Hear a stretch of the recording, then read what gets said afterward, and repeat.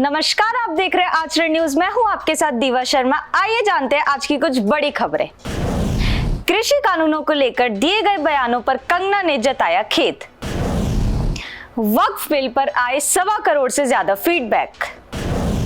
अखिलेश यादव की social media post पे UP की ब्यूरोक्रेसी में मची हलचल। पीरियोडिक लेबर फोर्स का सर्वे हुआ जारी। बीसीसीआई की ओर से मिलने जा रहा है भरमार पैसा। आइए जानते हैं इन खबरों को विस्तार से। कृषि कानूनों को लेकर दिए गए बयानों पर कंगना ने जताया खेद। कहा, मैंने अपने शब्दों से किसी को निराश किया हो तो मैं अपने शब्द वापस लेती हूँ। हरियाणा और जम्मू कश्मीर विधानसभा चुनाव के बीच भाजपा सांसद कंगना रनौत ने कृषि कानूनों पर दिए बयान ने पार्टी की परेशानियों को बढ़ा दिया है। हाल ही में कंगना ने अपने बयान पर खेद जताया है। मंडी से सांसद कंगना रनौत ने कहा, हाल के दिनों में मीडिया ने मुझे कृषि कानूनों पर सवाल किए हैं। मैंने कृषि कानूनों को वापस लाने का सुझाव दिया। इससे कई लोग निराश हुए हैं। जब ये कानून आए थे तो कई लोगों ने इसका समर्थन किया, लेकिन हमारे प्रधानमंत्री ने संवेदनशीलता और सहानुभूति के साथ इन्हें वापस ले लिया। उन्होंने आगे कहा, हम सभी कार्यकर्ताओं का कर्तव्य है कि हम उनके शब्दों की गरिमा बनाए रखें। मुझे ध्यान रखना चाहिए कि मैं केवल एक कलाकार नहीं बल्कि भाजपा की कार्यकर्ता भी हूँ। मेरी राय व्यक्तिगत नहीं होनी चाहिए बल्कि पार्टी का स्टैंड होना चाहिए। यदि मैंने किसी को निराश किया है तो हमें खेद है और हम अपने शब्द वापस लेते हैं। कंगना ने यह भी कहा कि ये बयान विवादास्पद हो सकता है, लेकिन वह चाहती हैं कि किसान खुद 3 कृषि कानूनों को वापस लाने की बात करें। उन्होंने बताया कि ये कानून किसानों के हित में थे और कुछ राज्यों में ही उनका विरोध हुआ था। कंगना ने अपने किसान परिवार से संबंध रखते हुए कहा कि अन्य देशों के किसानों की तरह भारत के किसान भी समृद्ध हो सकते हैं। इस बीच भाजपा ने कंगना के बयान को व्यक्तिगत बताते हुए इसके किनारा कर लिया है। प्रवक्ता गौरव भाटिया ने स्पष्ट किया कि कंगना के बयान का पार्टी से कोई लेना देना नहीं है। कंगना ने भी कहा कि यह उनका व्यक्तिगत विचार है। वक्फ बिल पर आए 1.25 करोड़ से ज्यादा फीडबैक।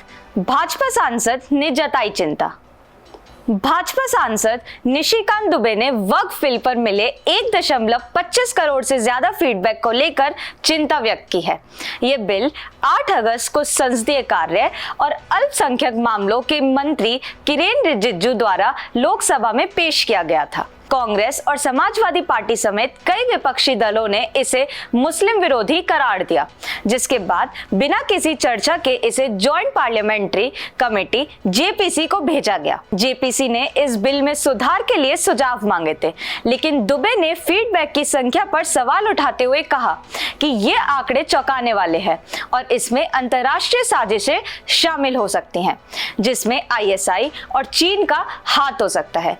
उन्होंने इस बात पर हैरानी जताई कि इतनी बड़ी संख्या में प्रतिक्रियाएं केवल भारत से आना असंभव है। दुबे ने जेपीसी के अध्यक्ष जगदम्बिका पाल को एक पत्र लिखकर मामले की जांच की मांग की है। पत्र में उन्होंने आरोप लगाया है कि फीडबैक में कट्टरपंथी संगठनों और जाकिर नाइक जैसे व्यक्तियों की साजिश नजर आती है। उनका कहना है कि यह विधायी प्रक्रिया की अखंडता और स्वतंत्रता का खतरा है और जेपीसी को इस पर गंभीरता से ध्यान देना चाहिए।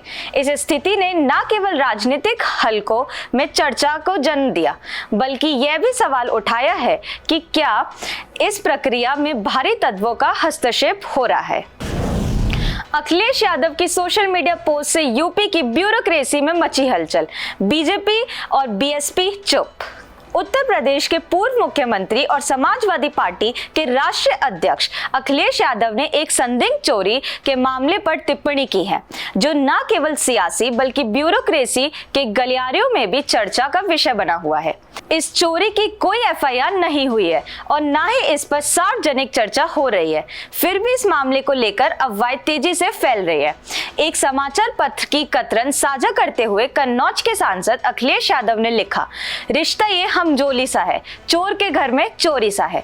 चर्चा है कि चोरी उत्तर प्रदेश कैडर के एक पूर्व आईएएस अधिकारी के घर हुई है, जहां कथित तौर पर 50 करोड़ रुपए गायब हो गए हैं। हालांकि पुलिस के पास इस संदर्भ में कोई आधिकारिक शिकायत नहीं है। बताया जा रहा है कि चोरी के आरोपियों को खोजने का काम गुपचुप तरीके से चल रहा है। इस मामले की गोपनीयता और सियासी इशारों ने यूपी की ब्यूरोक्रेसी में हलचल मचा दी है।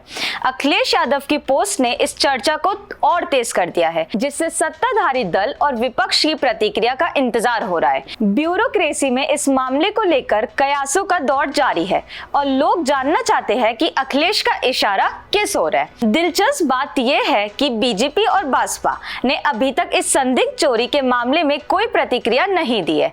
ये देखना अब बाकी है कि क्या यह मामला सिर्फ अटकलों तक सीमित रहेगा या इसका कुछ ठोस प्रमाण सामने आएगा। पीरियोडिक लेबर फोर्स का सर्वे हुआ जारी। मध्य प्रदेश अकेला ऐसा राज्य है जहां 1% से भी कम है बेरोजगार। 2023 से 2024 के पीरियोडिक लेबर फोर्स सर्वे की रिपोर्ट्स हाल ही में जारी की गई है, जिसके अनुसार देश में बेरोजगारी की स्थिति में महत्वपूर्ण बदलाव आया है। हरियाणा में बेरोजगारी दर 3.4% पर पहुंच गया है, जबकि पिछले वर्ष यह 6.1% थी, जिससे इसमें 2.7% की कमी आई है।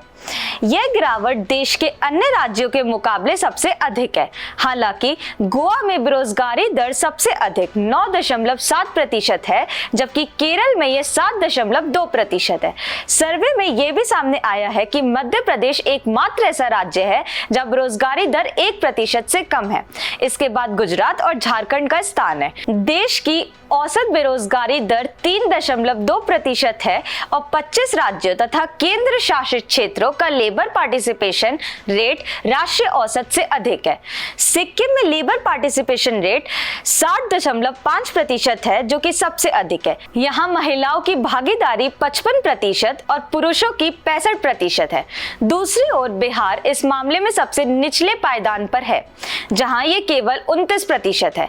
इसके बाद उत्तर प्रदेश और झारखंड है। वर्कर पॉपुलेशन रेशियो के मामले में भी सिक्किम सबसे ऊपर है, जिसकी दर 58.2% है। छत्तीसगढ़ 51.3% के साथ दूसरे स्थान पर है। लेबर पार्टिसिपेशन रेट के मामले में 11 प्रमुख राज्यों में छत्तीसगढ़ पहले स्थान पर है, जबकि महाराष्ट्र और गुजरात क्रमशः दूसरे और तीसरे स्थान पर है। देश में सभी आयु वर्ग को लेबर पार्टिसिपेशन रेट 40.3% है, जो पिछले वर्ष 39% था। बीसीसीआई की ओर से मिलने जा रहा है भरमार पैसा। अब खिलाड़ी घरेलू क्रिकेट खेलकर भी बन सकते हैं करोड़पति। भारत की जनसंख्या 140 करोड़ के पार है और हर साल लाखों युवा क्रिकेटर मैदान पर उतरते हैं, लेकिन उनमें से कुछ ही ऐसे भाग्यशाली होते हैं जो स्टेट लेवल से राष्ट्रीय टीम में जगह बना पाते हैं। ये तो सभी जानते हैं कि टीम इंडिया के खिलाड़ियों की कमाई करोड़ों में होती है, लेकिन क्या कोई क्रिकेटर अपने पूरे करियर में केवल घरेलू क्रिकेट खेलकर भी करोड़पति बन सकता है? तो इसका जवाब अब हाँ है, क्योंकि बीसीसीआई के एक बड़े फैसले ने घरेलू क्रिकेट खेलने वालों की जिंदगी बदल दी है। दरअसल इस साल आई एक रिपोर्ट में बताया गया था कि बीसीसीआई ने घरेलू क्रिकेटरों की सैलरी बढ़ाने पर विचार किया है। नई नीति के तहत यदि कोई खिलाड़ी एक रणजी सीजन में 10 या उससे अधिक मैच खेलता है, तो वह उस सीजन में 75 लाख से 1 करोड़ रुपए तक कमा सकता है। हालांकि ये नीति कब लागू होगी, इसकी अभी कोई स्पष्टता नहीं है। बीसीसीआई की मौजूदा सैलरी स्ट्रक्चर के अनुसार यदि किसी खिलाड़ी के पास रणजी ट्रॉफी में 40 से अधिक मैचों का अनुभव है, तो उसे प्रतिदिन 60,000 रुपए मिलते हैं। 21 से 40 मैच खेलने वाले खिलाड़ियों को 50,000 रुपए, जबकि 20 मैच खेलने वालों को 40,000 रुपए घर बैठे मिल सकते हैं। इसका मतलब यह है कि अगर एक सीनियर खिलाड़ी रणजी सीजन के सभी मैच खेलता है और उसकी टीम फाइनल तक पहुंचती है, तो वह इस सीजन में 25 लाख रुपए तक कमा सकता है। विजय हजारे ट्रॉफी में एक सीनियर खिलाड़ी को प्रति मैच 50,000 रुपए मिलते हैं। अन्य घरेलू टूर्नामेंट से भी खिलाड़ी अच्छी खासी कमाई कर सकते हैं।